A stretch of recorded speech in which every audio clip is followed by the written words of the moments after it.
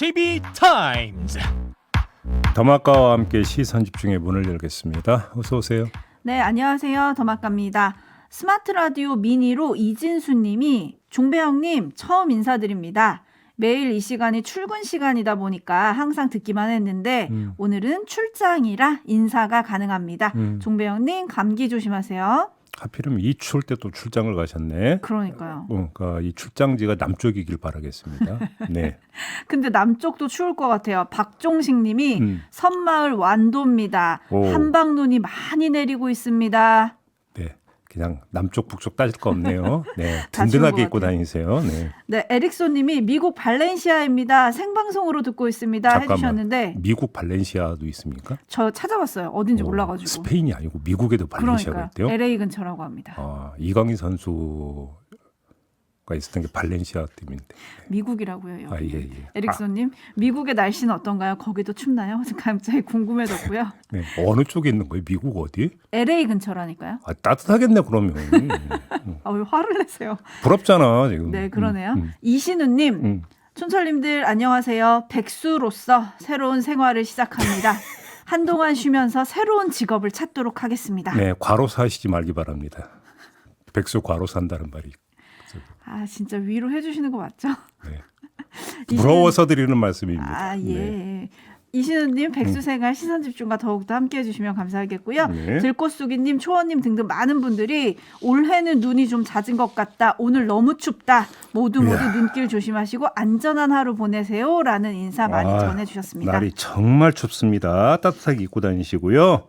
AS 타임 가시죠. 네, 시선집중에서는 지난주 여러 인터뷰를 통해서 정부가 내년부터 본격적으로 추진할 노동개혁의 하나죠. 주 52시간 유연화에 대해서 짚어봤습니다.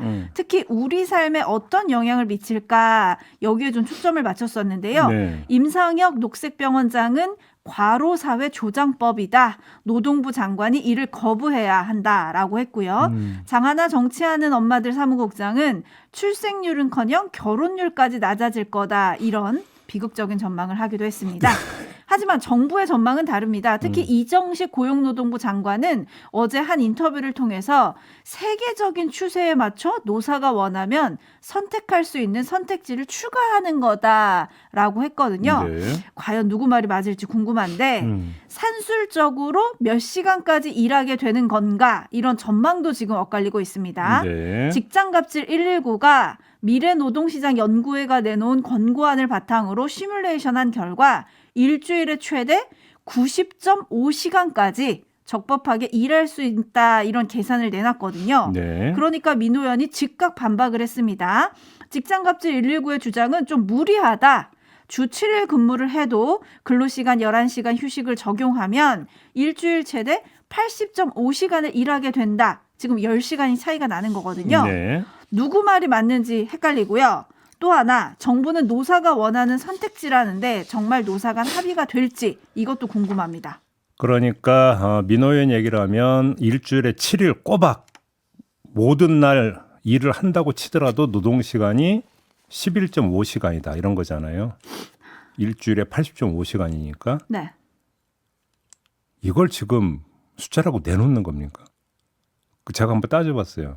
그러면 출퇴근 시간에다가 잠자는 시간에다가 집에 가서 씻고 저녁 먹는 시간 빼면 할 게 아무것도 없어요. 그렇지 않습니까? 노동자가 일하는 기계입니까?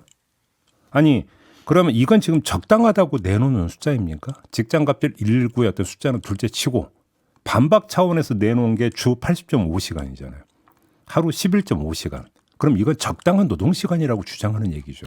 365일 그렇게 일하는 게 아니고 이제 이런 얘기를 하겠죠, 정부는. 근데 그거에 대해서 생체 리듬이 불규칙해서 나타날 수 있는 문제는 이미 저희가 짚었고 짚었죠. 저희가 이미 인터뷰를 할 때는 주 69시간이라고 하는 걸 전제로 인터뷰를 했었던 거거든요. 근데 시간이 자꾸 늘어나요. 근데 69시간이 아니라 80.5시간이 되어버리면 저 인터뷰 다시 해야 되는 거 아닙니까? 다시 해야죠.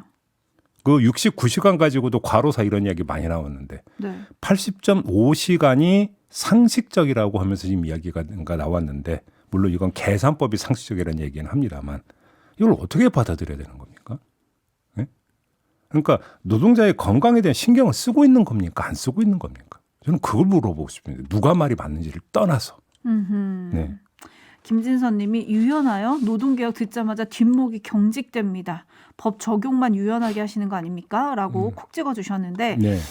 어떻게 하는 건지 저희가 노동부 장관에게 인터뷰 요청을 넣어놨거든요. 빨리 응답해 주셔서 물어볼 수 있었으면 좋겠습니다. 네. JB타임즈 오늘 주목할 뉴스들 챙겨드리겠습니다. 첫 번째 뉴스 어떤 건가요? 국민의힘이 내일 상임전국위원회를 소집을 했다고 합니다. 이 일정에 따르면 사흘 뒤인 23일에 전국위원회가 소집될 것 같은데요. 안건은 전당대회 룰이 되겠습니다.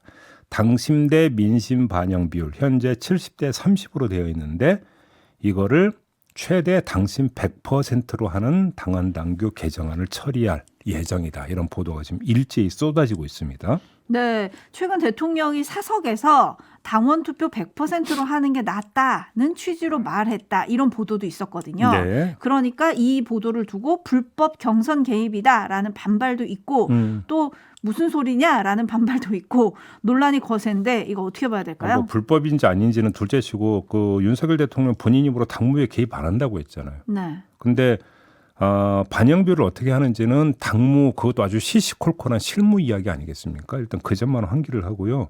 두 번째 70대 30이 맞냐 100%가 맞냐 저는 여기는 정답은 없다고 생각합니다. 그거는 당원들의 중지를 모으기 나름이다. 예를 들어서 공직 후보자라고 한다면 민심을 체크해야 된다 이런 논리가 성립이 되지만 당 대표는 말 그대로 당직이잖아요. 아하. 그러니까 뭐 예를 들어서 형식 논리로만 따지면 당신 100% 반영도 저는 불가능한 얘기는 아니라고 생각합니다. 따라서 이 자리에서 물을 거는 무엇이 옳으냐 그르냐가 아니라 왜 바꾸려고 하느냐. 왜? 이걸 그러니까 물어야 되는 거죠. 그러니까 맥락을 좀 봐야 되는 건데 근데 사실 이것도 이미 답이 나와 있는 거 아닙니까? 여론조사에서 1등 달리고 있는 유승민 전 의원이 당대표가 되는 걸 막기 위해서 뭐 거의 모든 언론의 분석이 이렇게 맞춰지고 있는 거 아니겠습니까? 여기에는 이준석 대좌비를 막고자 하는 심리도 깔려 있다고 볼 수 있겠죠. 그런데 이렇게 정리하고 손을 털면 좀 섭섭하죠? 그렇죠? 그러니까 한 단계만 더 들어가 봅시다. 그러면 세 번째 질문이 나오는데요. 왜 친윤 후보들은 민심을 얻지 못하는가? 간단히 이야기하면 이런 거 아니겠습니까?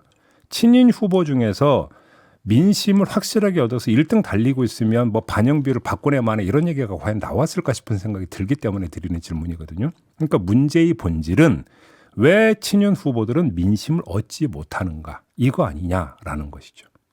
그러면 그 이유가 뭘까를 봐야 되는 거 아니겠습니까?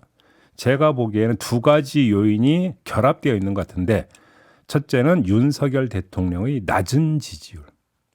이게 한 요인이고 두 번째는 자기 캐릭터를 구축하지 못한 친윤 후보들의 낮은 인지도.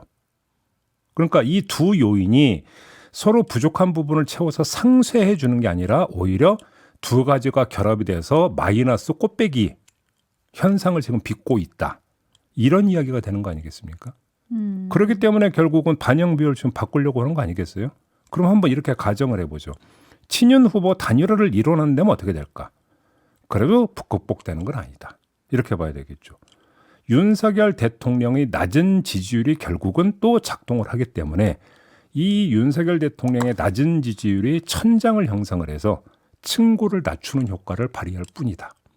이런 이야기가 되는 거죠. 그러니까 이리 보고 저리 봐도 방법이 없으니까 반영 비율을 바꾸려고 한다. 뭐 이렇게 정리하면 되는 거겠습니다.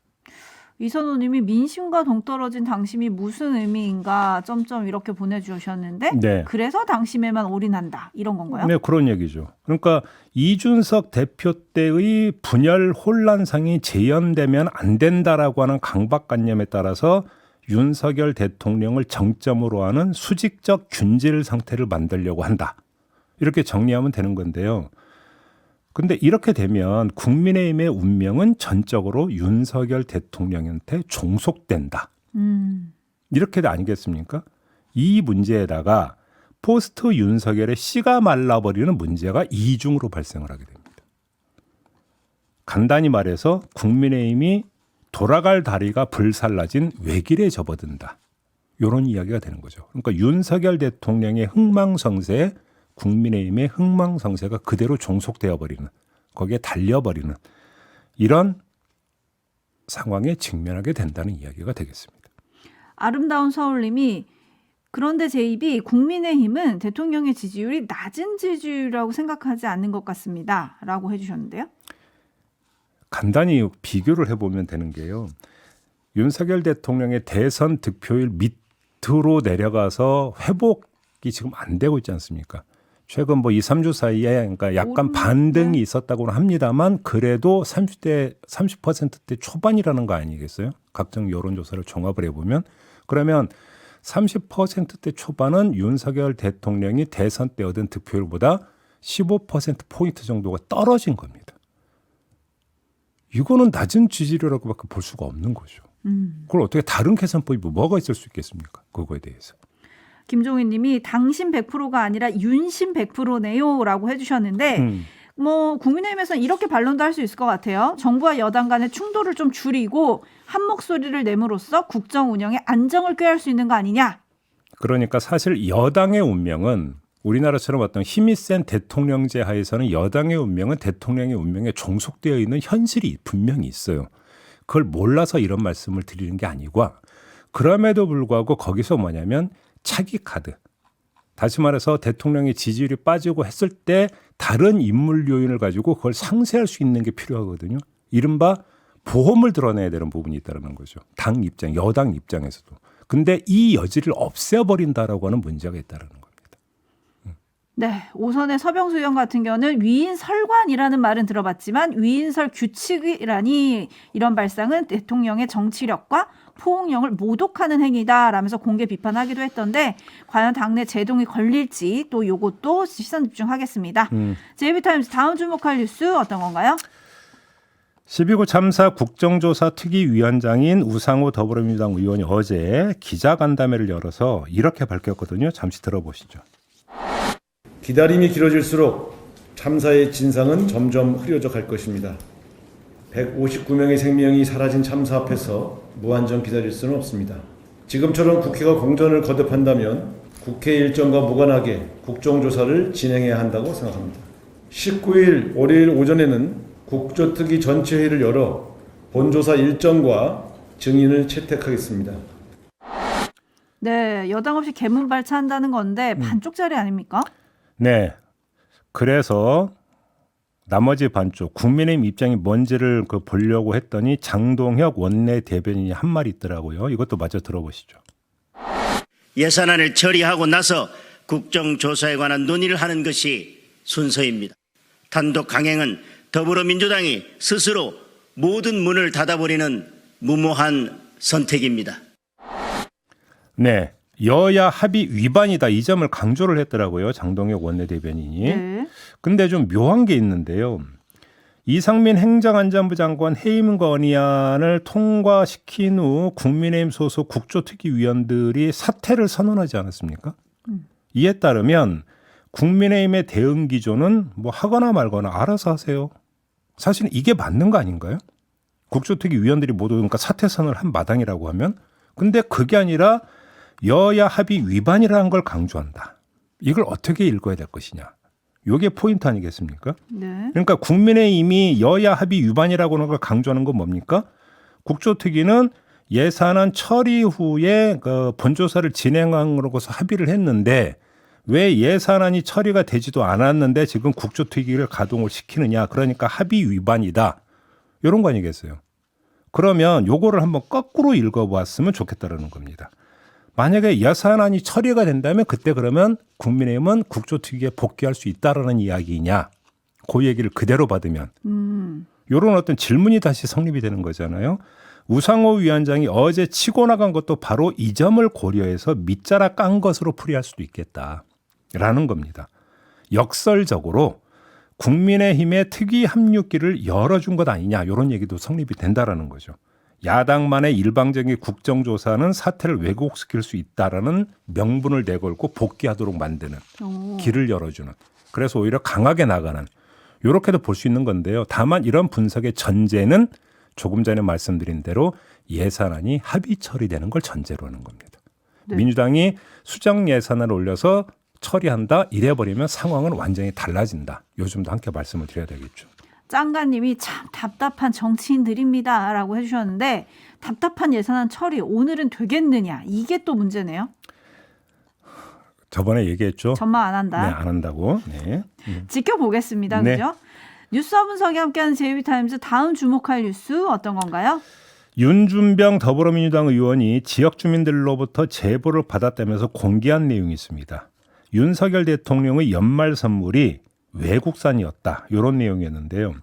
행정안전부가 1981년부터 탄광 노동자나 환경미화원, 사회복지사 등에게 대통령 명의의 연말 선물을 지급해 왔는데 올해는 5종류의 어떤 세트를 준비를 했다고 하는데요. 이 가운데 견과류 세트가 문제가 됐다고 합니다. 볶음 땅콩과 호박씨는 100% 중국산, 호두, 아몬드, 푸른 이건 이제 건자두라고 하는데 그리고 파스타치오 요거는 100% 미국산이었다. 이런 제보를 받았고 이걸 공개를 한 겁니다. 네, 우리 농민들 마음 아프게 하는 뉴스다 이런 댓글이 많이 달렸었는데 정부 해명이 궁금하네요. 행안부 해명이 나왔는데요. 선물 중 일부 제품은 중증 장애인의 일자리 창출과 직업 재활을 지원하기 위한 중증 장애인 생산품 생산 시설에서 만들어진 제품을 선택했는데 여기서 생산된 게 문제의 견과류 세트였다. 이런 이야기거든요. 그런데 제가 볼 때는 이건 책임 돌리기밖에 안 된다. 왜 그러냐면 한마디로 행안부는 무성의했다. 그래서 여기서 생산을 하건 말건 그래도 우리 농산물을 써야 되는 거 아니냐라고 하는 사정고지 얼마든지 가능한 거 아닙니까? 그다음에 납품받을 때 내용물이 어떻게 되는 건지 한 번쯤 살펴볼 수 있는 여지는 얼마든지 있었던 거 아니겠습니까? 근데 사전 단계에서의 고지나 사후 단계에서의 검수 과정이 일체 없었다는 이야기가 되어버리는 거잖아요. 그러니까 손 놓고 있었다는 얘기밖에 안 되는 거 아니겠습니까? 신경 안 썼다, 무신경했다, 그리고 무성의했다. 이렇게밖에는 볼 수가 없는 겁니다. 이거는. 네, 이게 이제 대통령실이 아닌 행정안전부에서 보낸 것이다. 이게 또 대통령실의 첫 번째 해명이었는데요. 예. 써니님이 정말 핑계 없는 무덤이 없죠라고 꼬집어 주셨는데 이 선물에는 이제 대통령 서명이 담긴 카드가 있거든요. 네. 그 카드에 이런 문구가 있습니다. 따스한 온기가 국민의 삶에 스며들도록 더욱 노력하겠습니다. 따스한 온기가 아니라 수입산이 들어가 있었다라는 얘기가 되겠죠. 네, 마무리하겠습니다. 더마카 수고하셨어요. 고맙습니다.